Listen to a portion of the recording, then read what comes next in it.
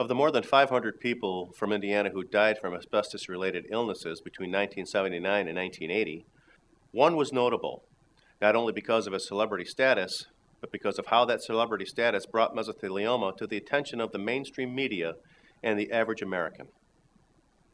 Actor Steve McQueen, who appeared in such films as The Blob, The Thomas Crown Affair, The Great Escape, Midnight Cowboy, and Papillon, was born in the town of Beech Grove, Indiana in 1930. He was only 49 when diagnosed with mesothelioma. He died less than a year later. As a youth, he served with the U.S. Marines, and there are unsubstantiated stories that he may have been employed in a shipyard prior to that. Later in life, he engaged in motorsports. Fire suits worn by racing drivers at the time were lined with asbestos. Asbestos locations in the Hoosier State. Indiana, located in its older and more stable geological ground, is another state which has no naturally occurring asbestos.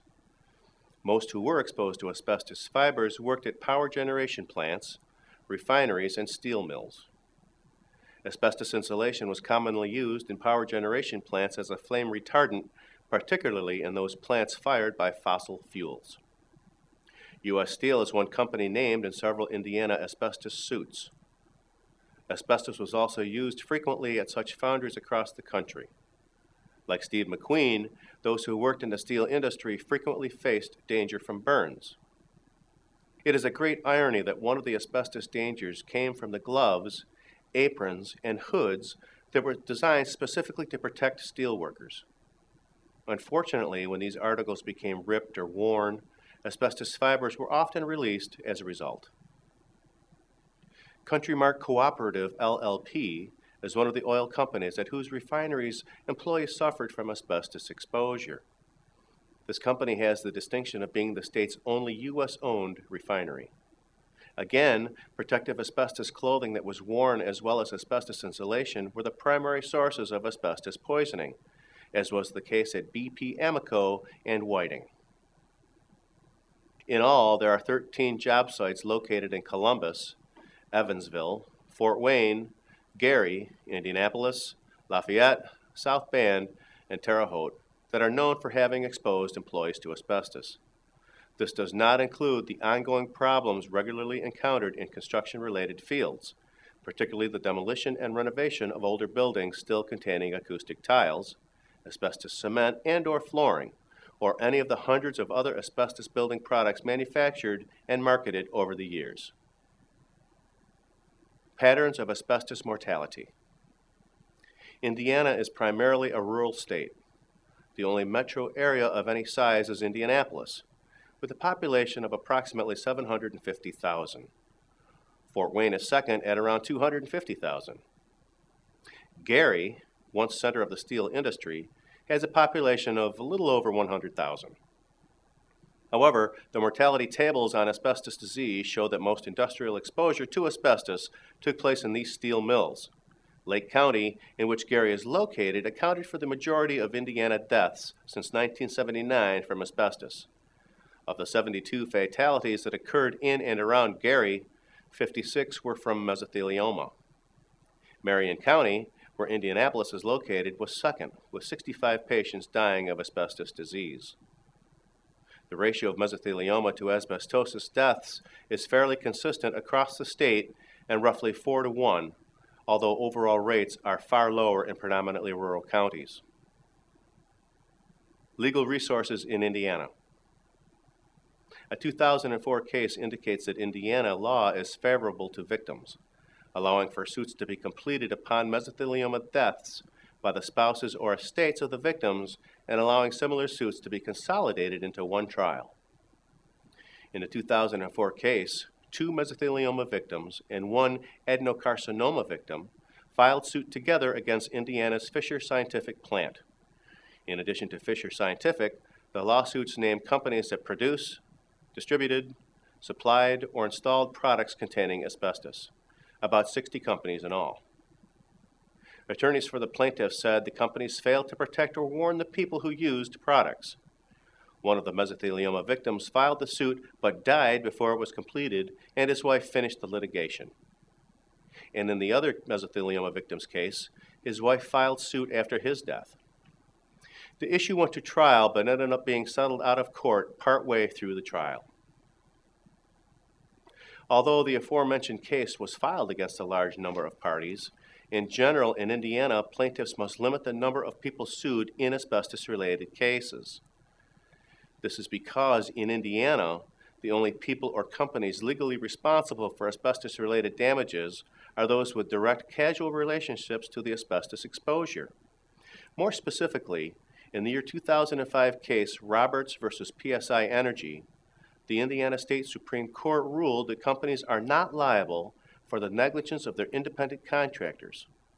It also found that landowners and other possessors of real estate harboring a potentially dangerous condition are not liable for injuries caused by that condition when those injuries are sustained by an independent contractor or its employees while the contractor is employed to address the condition. So it's important in the state of Indiana to sue the right people in order for there to be liability. When lawsuits are appropriately filed in Indiana, they tend to be pro-victim. This extends to cases of secondhand exposure to asbestos. In 2002, the Indiana Supreme Court unanimously determined, in 3 separate cases, that spouses exposed to asbestos when they came in contact with fibers brought home on their husband's clothing are entitled to sue as a bystander under the Indiana Products Liability Act. Those interested in filing lawsuits should know that the statute of limitations for personal injury law in Indiana is within 2 years after the cause of action accrues or within 10 years after the delivery of the product to the initial user or consumer.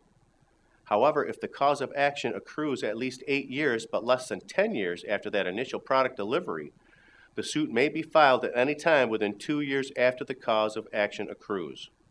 In addition, Indiana has asbestos-specific legislation that modifies this basic personal injury law. More specifically, the Indiana General Assembly has passed 2 laws that limit the period of time within which individuals can file product liability claims. One of these statutes, Indiana Code Section 34-20-3-1, establishes a 10-year period of repose for product liability claims.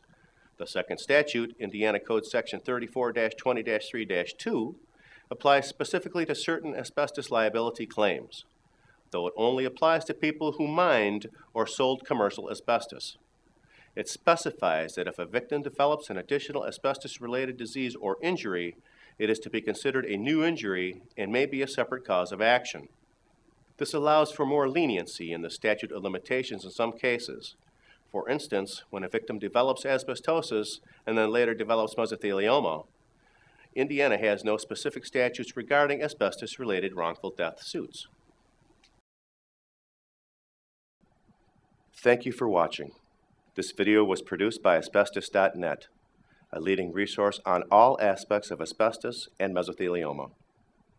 Our priority is to inform victims about the devastating effects of asbestos exposure, mesothelioma, asbestos cancer, asbestosis, and other asbestos-related diseases, and to advise them with a wealth of information. Individuals whose lives have been touched by mesothelioma have numerous questions and concerns. Their caregivers and family members also need accurate, reliable information.